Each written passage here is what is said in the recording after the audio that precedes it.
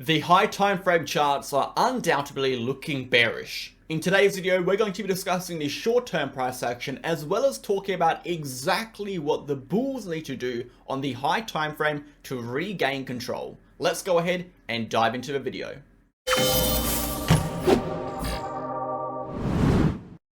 Okay guys, welcome back to the channel. Thank you for tuning in. I hope you're all having an excellent day today. As you know, Bitcoin has been showing weakness for quite some time now on the daily, on the weekly, and now even on the monthly charts. In today's video, we're going to be going over exactly what the bulls need to do on the macro charts and short-term charts to regain strength from the bears. We'll also go over the short-term price action and run a complete technical and structural analysis across multiple timeframes. Before we get into it, smash the like button, hit the comment button, and subscribe to the channel. We post daily videos for Bitcoin focusing on the facts, the data, the technical and structural information, and the relevant economic news.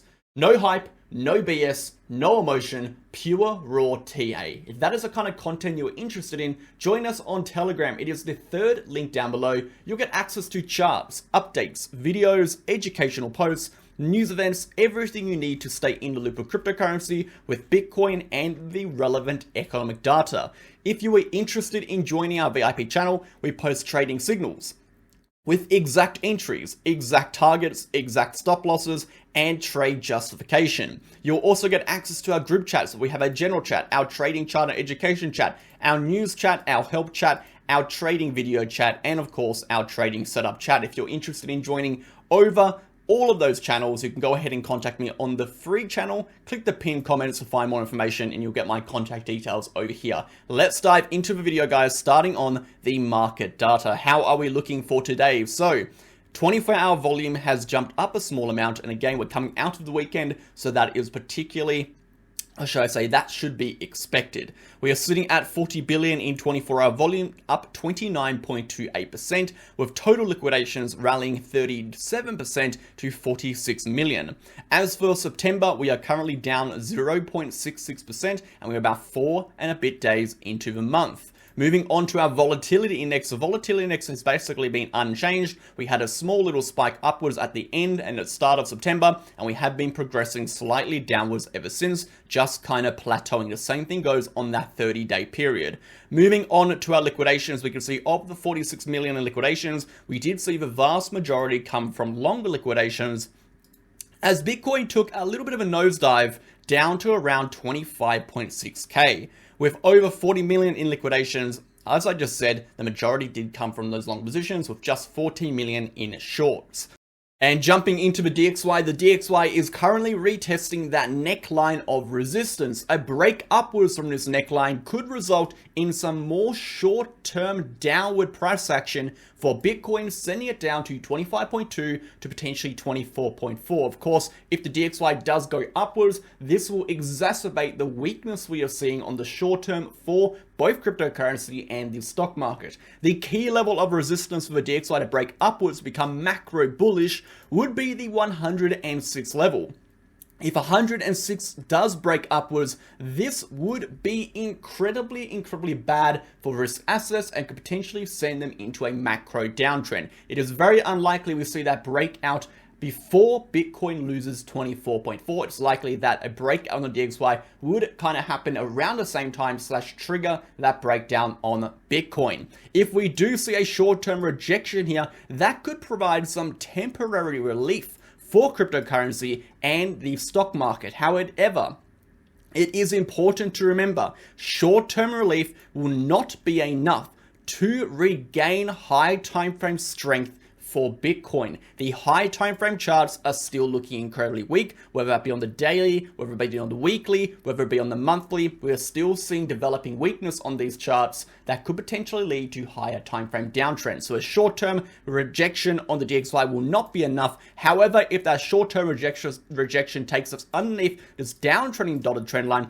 that is when we get more bullish price action for assets, and we come into this area of which could facilitate some healthy bounces, and more importantly, those bounces could develop into proper uptrends. So moving over to the S&P 500, we can see a potential double top formation in play. Again, For this double top to be confirmed, we will need to see the DXY break upwards, and more importantly, we will need to see the S&P 500 drop below this uptrending diagonal dashed trend line. If we lose that level, we are very likely to continue downwards to retest this area of confluence between the VRPV gap, the uptrending diagonal support level, and of course, the horizontal neckline resistance spanning back for over 12 months. So watching out for that. Let's go ahead, guys, and jump into Bitcoin.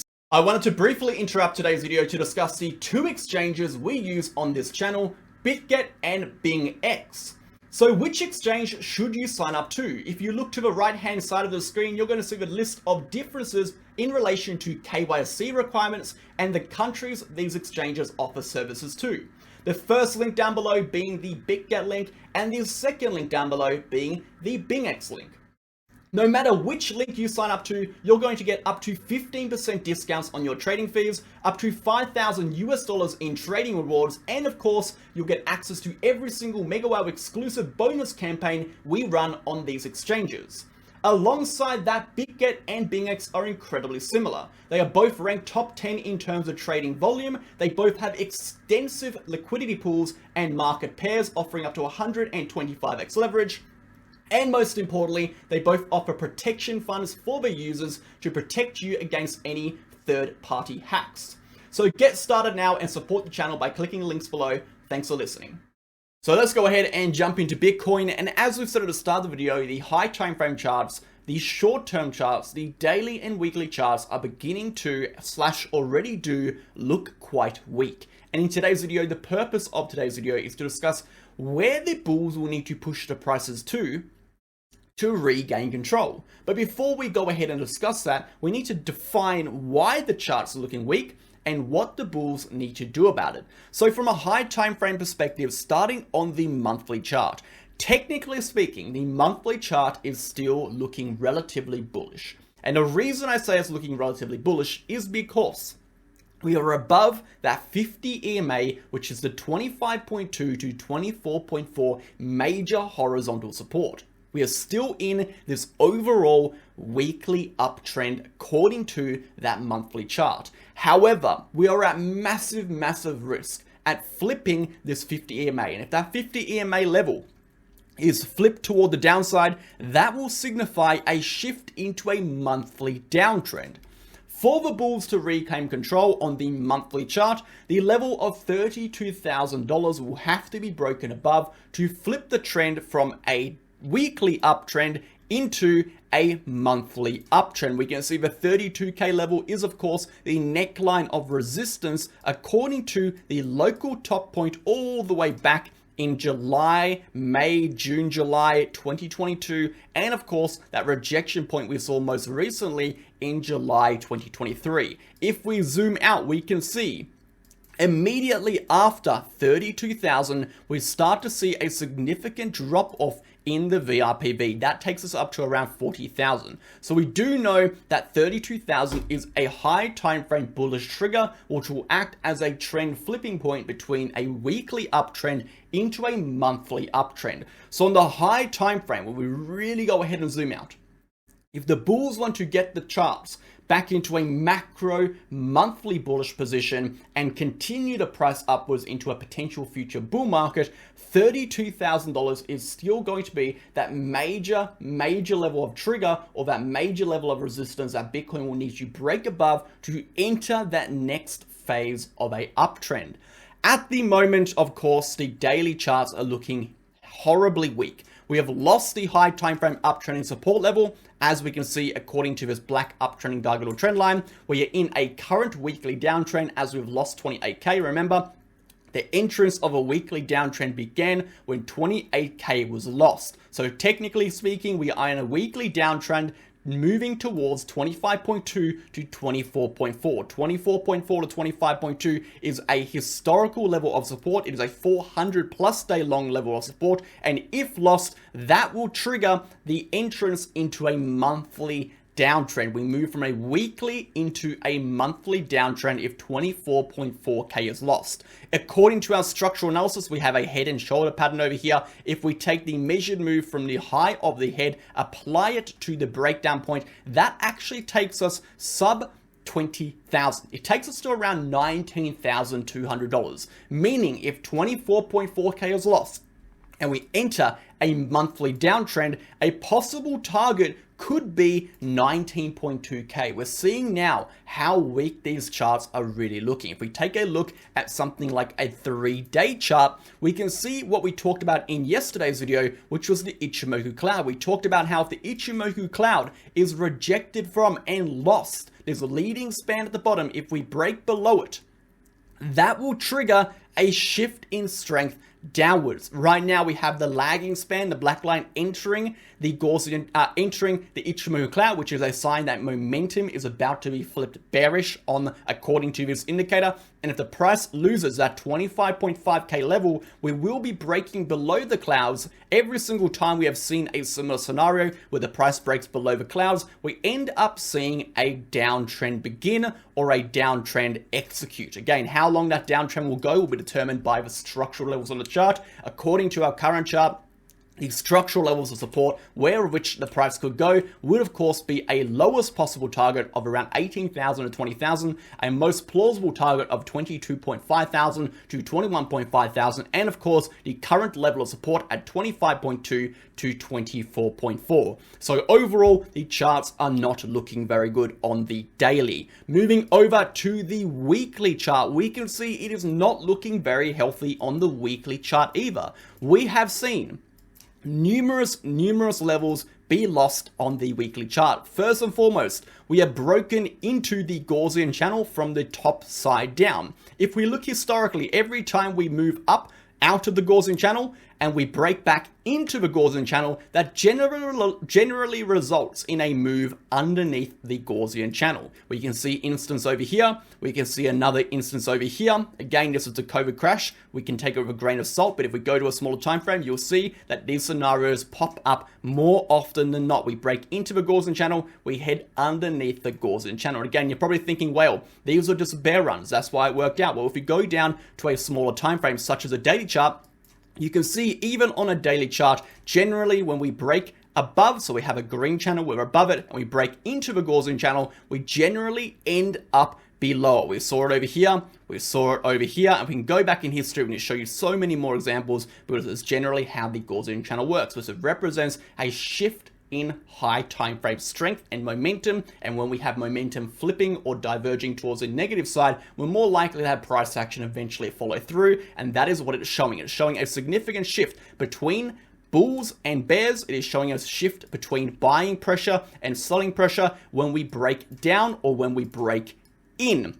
So in this particular instance, it has shown a shift from a weekly uptrend into a weekly downtrend. Okay, with that shift into a weekly downtrend, we have all of the metrics which are driving that price downwards. We have a lowering volume, we have lowering volatility, we have lowering momentum. Okay, all of these metrics of which actually drive the strength, which are determining, or should I say, which is a reflection of the actual buyers and sellers in the market, which pushes the price, are showing us we have exhaustion, we have weakness. With that, it's very hard to say whether the price is going to go up if the data isn't reflecting strength. How can the price go up if there's not enough buyers? If the buyers aren't buying enough? If the sellers are selling more? If the volume of sell orders exceeds the volume of buy orders? How can the price move up if there's not enough volatility or not enough volume or not enough momentum? These things we have to look at when determining the probable scenarios or probabilities of potential moves. We have to be taking a look at the data behind the price action. The price action itself, the candles, the way price moves to certain points can sometimes be deceiving. We can see uptrends with exhaustion, we can see downtrends with strength. These discrepancies and divergences can occur to trap people in the market and generally result in liquidity grabs, before reversals. And that's why momentum trading is so powerful, because you can identify when these points happen and you can counter trade those discrepancies to get yourself in at the best possible chances for high time frame or short-term reversals. I'm digressing a little bit. If we go back to my point, if we drop below this level, we can see that 25.2k level to 24.4k level is sitting within this range, and we can see a loss of that will result in a breakdown of that 24.4 Gaussian channel midline. And if we lose that midline, the probability of a break below the lower band of support of the Gaussian channel significantly increases. That takes us lower. So how can the bulls reclaim control on this chart? Well, very, very simply, right? If this was the trigger between a weekly uptrend and a weekly downtrend, well, then we can say for sure that 28.4k is going to be the trigger between a weekly downtrend and a weekly uptrend again. Therefore, the bulls will need to break the price above 28.4 to 28k to regain weekly strength. And that lines up relatively well with what we said on this chart. That 28k is going to be that triggering point between the weekly downtrend and the weekly uptrend. Remember, if we enter a weekly uptrend, all it says is the percentage probability for a move back to 30,000 exceeds the probability for a move to 25.2. That is what these trend buyers are suggesting. It suggests a probability of a potential future move. Moving back over to that chart, a few more indicators to discuss, and we'll get to the short term. We also saw a recent rejection and loss of the 50 EMA, including a variety of other indicators. If we flip the chart, we can see this is a clear signal of strength on the charts. It represents, well, bearish strength. It represents, again, that volatility has compressed to the point of which we have seen strength basically fully exhaust, and the bears have now taken over. So it is showing high time frame weakness, and more importantly, showing a direct flip in the trend. However, this is quite a recent flip in trend and is very new downtrend development. It's very important. This weekly trend we've developed is quite recent. We've only really been in it since under 28k. It's quite new. And if we can break back upwards, we don't have much room to regain before we get that weekly trend flip again. What I really want you to lock in is if we lose 24.4, that is when we kind of enter that range of no return. A loss of this neckline here will push the prices lower, and this is kind of that last leg of support. Moving over to the bull market support band, we can also see we got a rejection on the daily on the bull market support band, which is more or less signifying exactly what the 50 EMA signified, which was a shift in the overall trend. So we've talked about what is making the charts look bearish. We've talked about the bearish targets. We've talked about the monthly chart. We've discussed what the bulls need to do on the higher time frame to regain strength, what they need to do on the weekly chart to regain strength. Let's talk about the short-term charts, because the short-term charts are still looking very grim. If we take a look and really zoom out, what do the bulls need to do to break the price back above 28.4 to 28k? Remember, this green area here is going to be the trigger point for a bullish weekly trend. So we'll put BW over here, okay? If we break above here, we enter a bullish weekly trend. If we're below all the way down to 25.2/24.4, we are in a weekly bearish trend, okay? And underneath 24.4, we are in a monthly bearish trend. So monthly bearish trend. Perfect. So that's our biases over here. So we're looking at the current price action. If the price is going to enter a bullish weekly trend, we do obviously need to break above here. So how can we develop a trend that does that? First and foremost, we do need to see the current short-term range break toward the upside, meaning step number one, we need to break above the POC level at 26k, because if we fail to do that, we've got rejected and we are heading down. We'll talk about the downward move in just a moment. Step number two, we need to see a strong enough break above the POC to push the price above our bearish trigger point, okay, our bullish trigger point, sorry, at 26.3k. If 26.3k develops and breaks, the price is likely to come up and retest 27. Now, even if we retest 27, we may not continue upwards. This could very well be a rejection point. If hypothetically we do continue upwards, we need to as well break above 27.5 to 27.7, and if we break above that, then we continue upwards to retest that, where our next level of rejection comes in. So to break into a bullish weekly trend, we have 1, 2, 3, 4, 5 key levels of resistance to break up and develop strength above to flip the trend. So you're seeing right now, we have 5 levels to break above. How difficult and how challenging that's really going to be for the bulls. It's unlikely to happen with the current environment, particularly with inflation possibly developing, with momentum and exhaustion continuing to develop on the charts, with how bearish the high time frame charts are actually looking. But hypothetically, if that does happen, we will see the trend flip. So the whole scope of today's video, what can the bulls do? And the answer is, that is what the bulls need to do, but the probability of that happening is very, very low. It's going to be very difficult to occur. It's going to be very, very difficult for the bulls to do that. So do not hold out your hopes for that. The most likely scenario still is that we come back down, like I've been saying for weeks and weeks and weeks. Actually, I've been saying this ever since we actually retested up over here. 32K. I've been saying for weeks. The most likely scenario is we come down and retest the 25.2 to 24.4K level, the major area of support, before we then either one, find enough support, find liquidity, the trend flips and develops a uptrend upwards, or we lose that level and crash much lower. So the short-term charts really quickly. Currently, we have lost the 25.75 level. We have lost this lower area of support. We are now not only out of the current range consolidation, we are actually just underneath that. We are in a current short-term downtrend. We do expect this short-term downtrend to continue while the price remains below 26K. So keep that in mind. The short-term trend will continue downwards, looking for a target of 25.2 to 24.4 while the price remains below 26K. You can see just how much that POC has actually provided resistance just in the last few days over here, and that trend is likely to continue downwards unless this level is able to be broken above. So short-term, expect a continuation downwards. The short-term chart is bearish while it remains under 26K, and we do expect a continuation downwards whilst 26K is that resistance. For the bulls to reclaim control, they have a lot of work to do. The high time frame charts, the short-term charts, the weekly charts, the monthly charts, everything is looking / already is bearish / developing bearish strength. So definitely keep your eyes on it, guys. Watch inflation data. Be very much cautious of the next week or so of price action. September is historically a bearish month. We do actually anticipate a 5.43% pull down on average for September. If we take a look at September's data, our historical data over here, and we break down every single September, and there's actually a few more months. We have 3 more months we'll put on top of that, and we add up all of the negatives and all of the positives to a total number and divide that by 13, the average pull down amount is negative 5.43%. If we apply negative 5.43%